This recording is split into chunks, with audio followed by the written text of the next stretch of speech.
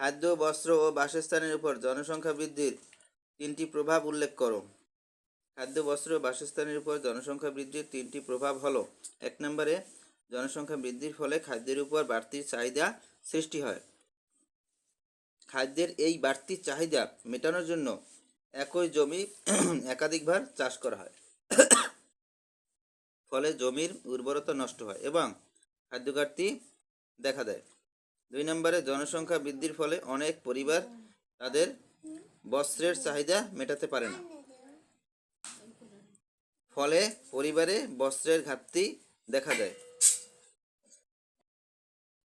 3 নম্বরে, জনসংখ্যা বৃদ্ধির জন্য অধিক বাসস্থানের প্রয়োজন হয়।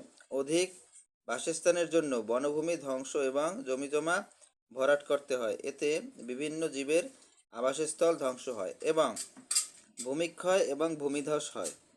ফলে বাসস্থানের ঘাটতি দেখা দেয়। ঠিক আছে, এগুলো তো পরীক্ষায় কিন্তু আসবে, যা আসবে সেগুলোই আমি কিন্তু পড়াইতেছি। ঠিক আছে। জনসংখ্যার ঘনত্ব কি? বাংলাদেশের জনসংখ্যাকে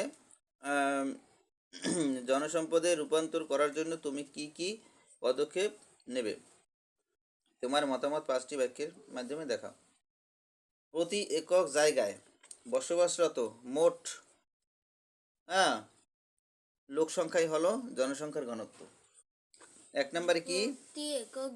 বাংলাদেশের জনসংখ্যাকে জনসম্পদে রূপান্তর করার জন্য আধুনিক বিজ্ঞান এবং প্রযুক্তির ক্ষেত্রে অগ্রগতির ধারাকে ব্যবহার করব।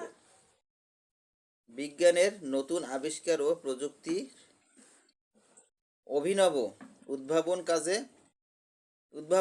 কাজে লাগিয়ে নতুন সম্পদের উৎস খোঁজ করব। 3 নম্বরে, উন্নততর শিক্ষা গ্রহণ করে উৎপাদন বৃদ্ধি করব।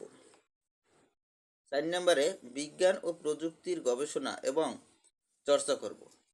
5 নম্বরে, আমাদের দেশে ও দেশের বাইরে কাজের সুযোগ সৃষ্টি করব। পরিবেশের উপর জনসংখ্যা বৃদ্ধির 3টি ক্ষতিকর প্রভাব লেখো। জনসংখ্যা সমস্যার সমাধানে বিজ্ঞান এবং প্রযুক্তি 3টি ভূমিকা লেখো।